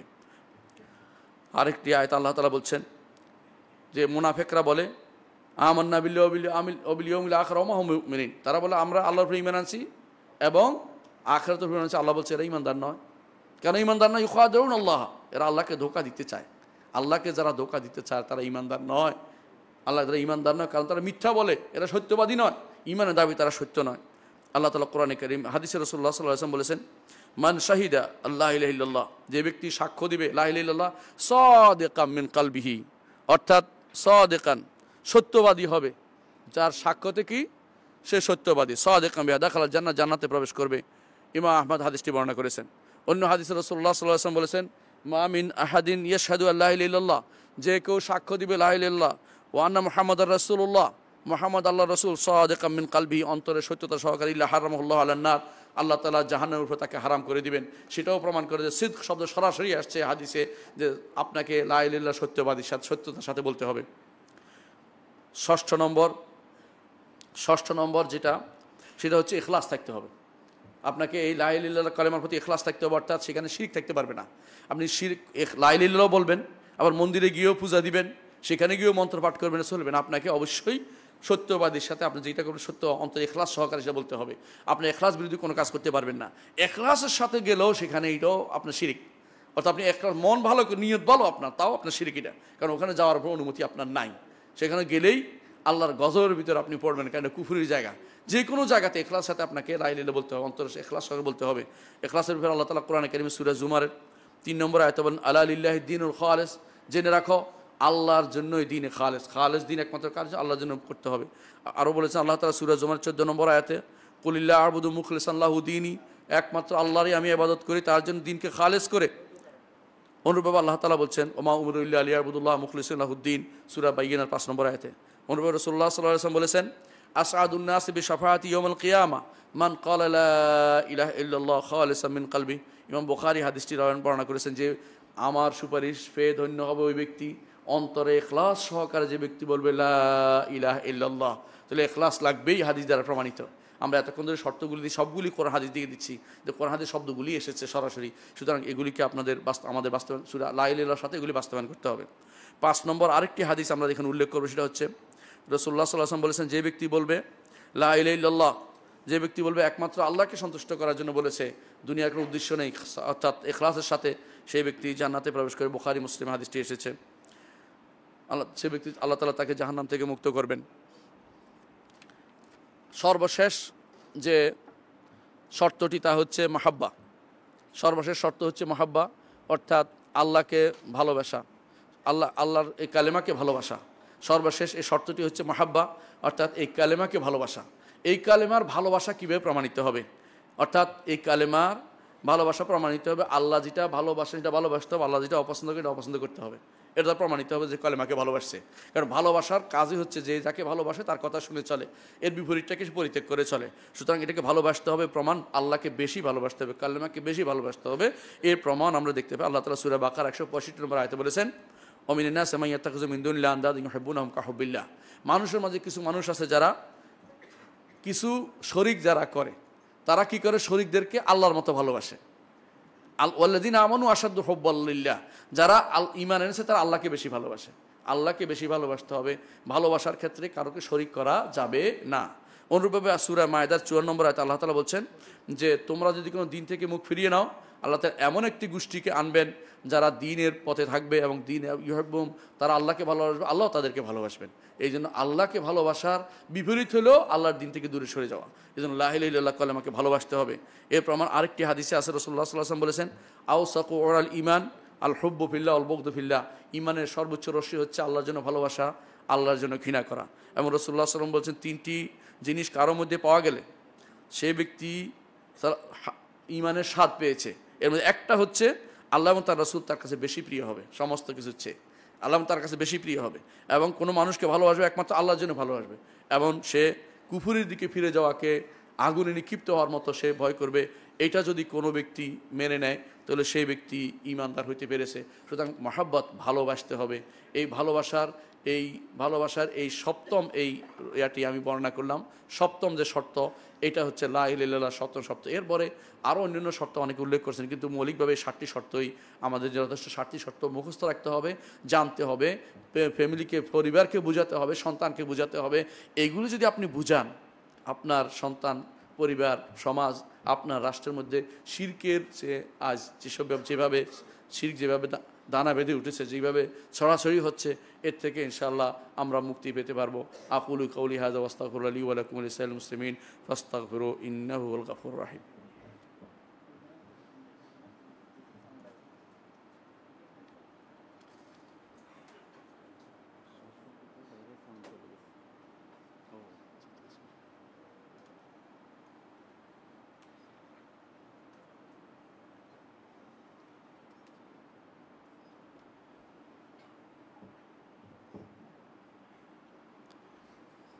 উপরে থেকে গেছি, বেঁচে গেছি এটা বলতে পারবে না যতক্ষণ পর্যন্ত না এটার উপরে মারা না যাচ্ছে। এই জন্য আল্লাহ তাআলা কোরআনে কারীম বলেছেন, ইন্নাল্লাযীনা ক্বালু রাব্বুনাল্লাহু সুম্মা ইসতাকামু তাতানাজ্জালু আলাইহিমুল মালায়েকাতু আল্লা তাখাফু ওয়া লা তাহজানু ওয়া আবশিরু বিল পাবেন। কারণ আল্লাহ তাআলা এটাকে এটাকে বাড়িয়ে তোলেন, ফাঁপিয়ে তোলেন, বিশাল করে তোলেন। সেজন্য একটাই শর্ত, ঈমান নিয়ে কবরে যেতে হবে। আর আল্লাহর জন্য কাজগুলি আমরা করে যাই। দুনিয়ার মানুষ আজ দুনিয়া পাওয়ার জন্য যা যা করছে, কোরআনের অপব্যাখ্যা করছে, হাদিসের অপব্যাখ্যা করছে, এবং দুনিয়া পাওয়ার জন্য লা ইলাহা ইল্লাল্লাহ কালেমার শর্তকে জলাঞ্জলি দিচ্ছে। এগুলিকে আমাদের বুঝতে হবে এবং আমাদেরকে সাবধান হতে হবে। কারণ মৃত্যুর আগে আপনার ঈমান যদি কোনো হারিয়ে ফেলেন, আপনার মূল সম্পদ শেষ হয়ে গেছে। আপনি ওখানে যেয়ে কি কোনোদিন কি আর কোনো ঈমান খুঁজে পাবেন না। ঈমানের জায়গায় একবার হারিয়ে ফেললে, তওবা করে ফিরে না আসলে, ঈমান যদি চলে যায়, আপনার দুনিয়াতে আমল করে কোনো লাভ হবে না। আল্লাহ আমাদেরকে ঈমানের উপর রাখেন, এ দোয়া আমরা সবাই করি। এবং ঈমান নিয়ে যেন কবর যেতে পারি। কালেমাতু লা ইলাহা ইল্লাল্লাহর শর্ত আমরা যেন সবসময় বুঝি এবং রোকন বুঝি, অর্থ বুঝি। আল্লাহর কাছে এই তৌফিক কামনা করছি। আলা ওয়া সাল্লু আলা সাইয়্যিদিল বাশারিয়া মুহাম্মাদিন আবদুল্লাহ কামা আমারা আল্লাহু আযজা ওয়া জাল্লা ফি কিতাবিহি ওয়া তান্না বি মালাইকাতিল মুসাব্বিহাতিল কুদসি ওয়া তাল্লাসা বিকুম আইয়ুহাল মুমিনুন ফাকালা তাআলা মুখবিরান ওয়া আমিরা ইন্নাল্লাহা ওয়া মালাইকাতাহু ইউসাল্লুনা আলান নবী।